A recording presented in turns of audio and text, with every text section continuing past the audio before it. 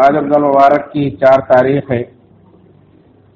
سورہ آل عمران کی آیت نمبر 142 کے حوالے سے درس قرآن کا عنوان ہے جہاد کے ذریعہ امتحان۔ اللہ رب العالمین نے فرمایا، کیا تم نے یہ گمان کر لیا ہے کہ تم جنت میں داخل ہو جاؤ گے، حالانکہ اب تک اللہ رب العالمین نے یہ نہیں جانا کہ تم میں سے کون جہاد کرنے والے ہیں اور کون صبر کرنے والے ہیں۔ جاننے سے مراد یہ کہ اللہ رب العالمین لوگوں کو دکھا دے، لوگوں کے سامنے ظاہر کر دے کہ تم میں سے کون اللہ کے راستے میں جہاد کرنے والے ہیں، کون صبر کرنے والے ہیں۔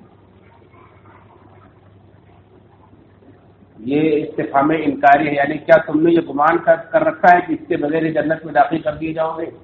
جیسے دوسرے کو فرمایا کہ احسب الناس ان یترکوا ان یقولوا آمنا وهم لا یفتنون، کیا لوگوں نے یہ سمجھ رکھا ہے کہ لوگ کہہ دیں گے کہ ہم ایمان لائے اور چھوڑ دیے جائیں گے، آزمائے نہیں جائیں گے؟ یعنی اس کا مطلب یہ ہے کہ ضرور آزمائے جائیں گے۔ ایسے ہی اللہ رب العالمین تمہیں جنت ایسے ہی نہیں دے دے گا، بلکہ تمہیں آزمائے گا۔ کیسے آزمائے گا؟ یہ ہماری پوری زندگی آزمائش ہے، اس میں مختلف مراحل آتے ہیں آزمائش کے، انہی میں سے ایک مرحلہ ہے جہاد فی سبیل اللہ کا، کہ جہاد کے ذریعے سے بھی اللہ رب العالمین اپنے بندوں کو آزماتا ہے۔ جیسے افضل ترین اعمال کے بارے میں ہم سنتے ہیں، اللہ کے رسول صلی اللہ علیہ وسلم سے سوال ہوتا ہے، آپ مختلف مواقع پر مختلف افضل اعمال بتلاتے ہیں، تو یہ اعمال جو افضل ہوتے ہیں یہ اپنے آزمائش کے اعتبار سے اہم ہوتے ہیں، عظیم ہوتے ہیں، اس لیے ان کا ثواب بھی بڑا ہوتا ہے۔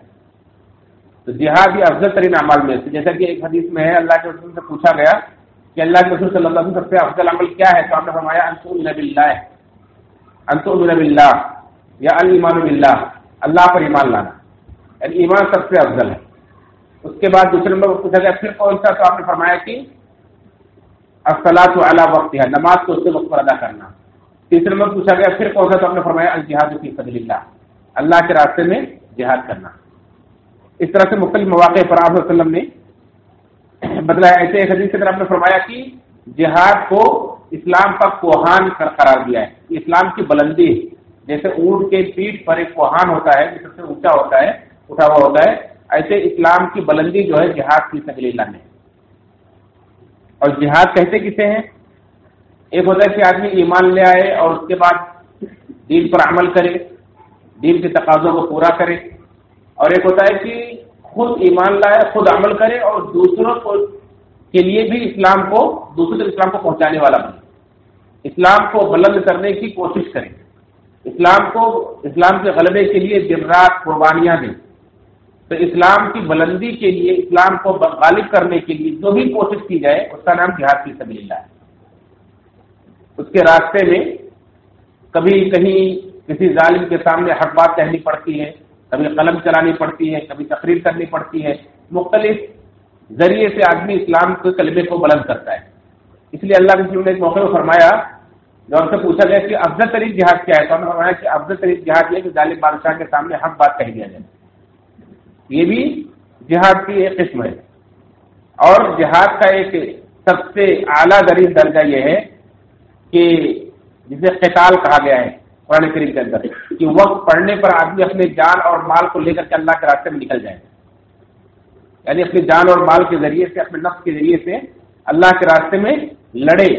اسلام کو جیسے یہ آدمی اسلام کو بلند کرنے کے لیے جی رہا ہے، ایسے کچھ لوگ اسلام کو مٹانے کے لیے، ختم کرنے کی کوشش کر رہے ہیں، تو ان سے اگر لڑنے کی نوبت آئے تو ان سے لڑائی بھی کریں، اسے قتال کہتے ہیں، یہ بھی جہاد کی ایک قسم ہے۔ لیکن ہر جہاد میں قتال ہو ایسا ضروری نہیں، قتال بھی جہاد کا ایک حصہ ہے، لیکن مفہوم نہ جاننے کے سے بہت سارے لوگوں کے ذہنوں میں جیسے جہاد فی سبیل اللہ کا نام سنتے ہیں بس تیر، تلوار، تیز تفنگ اور بارود، گولہ، یہی سب ذہن میں آتا ہے، بس لڑائی کا نام جہاد نہیں، بلکہ جہاد ہر وہ کوشش، یہ جہد سے ہے، جد و جہد سے ہے، ہر وہ کوشش جس کے ذریعے سے آپ دین اسلام کے کلمے کو بلند کر سکتے ہیں، وہ جہاد فی سبیل اللہ ہے۔ تو یہ اللہ رب العالمین کی آزمائش کا ایک ذریعہ کہ اللہ تعالیٰ اس کے ذریعے سے بھی ایمان والوں کو آزماتا ہے، اور آپ جانتے ہیں کہ اللہ تعالیٰ جتنی بڑی آزمائش میں آپ کو ڈالتا ہے اتنے بڑا بدلہ بھی دیتا ہے، جیسا کہ اللہ رسول کی حدیث ہے ان عظم الجزاء مع عظم البلاء، جتنی بڑی آزمائش اتنا بڑا بدلہ. تو جہاں ظاہر سی بات ہے افضل ترین آزمائش ہے تو افضل ترین بدلہ بھی ہے. اور یہ آیت کریمہ سورہ آل عمران کے اندر جہاں ہے وہاں دراصل غزوہ احد کے پس منظر میں آیت نازل ہوئی.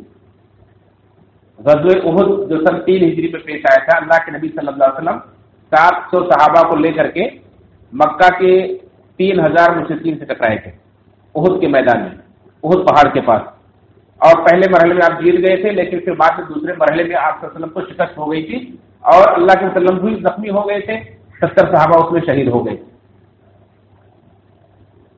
اس موقع پر کیا ہوا تھا کہ اس سے پہلے سن 2 ہجری میں غزوہ بدر پیش آئی، اور بدر میں جو لوگ شامل ہوئے تھے اللہ رب العالمین نے ان کی بڑی فضیلت بتلائی کہ ان کے برابر کوئی نہیں ہے.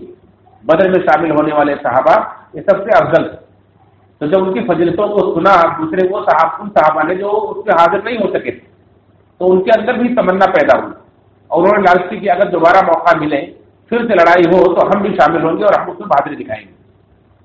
تو جب انہوں نے تمنا کی کہ پھر سے لڑائی ہو، اللہ رب العالمین نے موقع دیا دوسرے سال ہی سن 3 ہجری میں غزوہ احد پیش آئی. تو جب اس میں شکست کا مرحلہ آیا اور چاروں طرف سے گھر گئے مسلمان اور موت اپنے سامنے نظر آنے لگی تو بہت سارے لوگ کل لڑنے کی تمنا کر رہے تھے وہ پیٹ پھیر کر بھاگنے لگے اور بھاگ کر مدینہ میں گھسنے کی کوشش کرنے لگے. تو اللہ رب العالمین نے اسی موقع پر فرمایا کہ اللہ تعالیٰ ایسے ہی تمہیں نہیں چھوڑ دے گا، ایسے جنت نہیں دے دے گا، بلکہ تمہیں آزمائے گا کہ کون واقعی جہاد کرنے والے ہیں، کون واقعی صبر کرنے والے ہیں.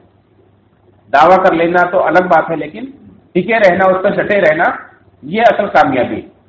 جیسے ہم دیکھتے ہیں رمضان کا مہینہ ہے، بہت استقبال کے لیے تیاریاں کروائی جاتی ہیں، ابھارا جاتا ہے اور کہا جاتا ہے کہ بابرکت مہینہ ہے، اس کے بارے میں خوب تیاری کے ساتھ اپنے آپ کو تیار کریں اور زیادہ زیادہ نیکیاں کمائیں. لیکن ٹک نہیں پاتے لوگ، 3-4 دن میں ہی دھیرے دھیرے مسجدیں خالی ہونے لگتی ہیں اور جذبے سر پڑنے لگتے ہیں. تو صبر کی کمی کی وجہ سے، استقامت کی کمی کی وجہ سے ایسا ہوتا ہے. تو جذبہ اپنی جگہ پر ہے لیکن استقامت ہونا، صبر ہونا، یہ اصل کامیابی کی دلیل ہے. تو اللہ رب العالمین نے اس لیے فرمایا اس کے بعد کہ تم تو موت کی تمنا کر رہے تھے اور موت کو جب آنکھوں کے سامنے دیکھا تو بھاگ کھڑے ہوئے. اس لیے اللہ کے نبی صلی اللہ علیہ وسلم نے فرمایا کہ کبھی بھی لڑائی کی امید، لڑائی کی تمنا مت کرو. آپ نے فرمایا لا تمنوا لقاء العدو واسألوا الله العافية فإذا لقيتموهم فاصبروا واعلموا أن الجنة تحت ظلال السيوف. یہ بخاری مسلم کی روایت ہے. صحیح بخاری میں حدیث نمبر 3025 اور صحیح مسلم میں حدیث نمبر 1742. آپ نے فرمایا کہ دشمن سے ملاقات کی تمنا نہ کرو اور اللہ سے عافیت مانگو. اللہ سے عافیت مانگو یعنی عافیت کے ساتھ، بغیر لڑے، بغیر ٹکرائے، بغیر کسی کا خون بہائے. اگر دین اسلام کی تبلیغ ہو رہی ہے، دین اسلام بلند ہو رہا ہے، لوگوں سے پہنچ رہا ہے، یہ اچھی بات ہے. لیکن ہاں اگر کبھی موقع آ جائے فَإِذَا لَقِيتُمُوهُمْ، اگر ٹکراؤ ہو جائے تو پھر پیٹ پھیر کر مت بھاگو. فَاصْبِرُوا، تو ڈٹے رہو، صبر کرو. وَاعْلَمُوا، اور جان لو أَنَّ الْجَنَّةَ تَحْتَ ظِلَالِ السُّيُوفِ، یہ جان لو کہ جنت تلواروں کے سائے میں. جب ٹکراؤ ہو جائے تو اس وقت تمہیں کوئی چیز ڈرائے نہ، بلکہ یہ سمجھو کہ انہی تلواروں کے سائے میں جنت نظر آ رہی ہے اور تمہیں جنت کی طرف پیش قدمی کرنا ہے، میدان چھوڑ کر بھاگنا نہیں ہے. اس طرح سے اللہ کے نبی صلی اللہ علیہ وسلم اپنے صحابہ کرام کی تربیت کو ابھارا ہے کہ لڑائی کرنا یہ کوئی اچھی بات نہیں ہے، یہ جہاں تک ہو سکے اسے ٹالنا چاہیے، اس سے بچنا چاہیے. لیکن جو لڑائی ہو جائے تو پیٹ پھیر کر بھاگنا، بزدلی دکھانا، یہ بھی اچھی بات نہیں ہے، بزدل بھی نہیں ہونا چاہیے. یہ اصل میں جہاد فی سبیل اللہ کا اس کے اندر بہت بہترین مفہوم بتلا دیا گیا ہے. جو لوگ اس کے بارے میں غلط فہمیاں پھیلاتے ہیں اس کی بھی تصدیق کر دی گئی ہے اور جو اس کا حقیقی مقصد ہے وہ بھی واضح کر دیا گیا ہے. اللہ رب العزت دعا رب العالمین ہم سب کو دنیا کے ہر میدان میں، ہر آزمائش میں اللہ تعالیٰ ہم کو کامیاب فرمائے اور اللہ تعالیٰ ہم سب کو عافیت عطا فرمائے. آمین. تقبل یا رب العالمین.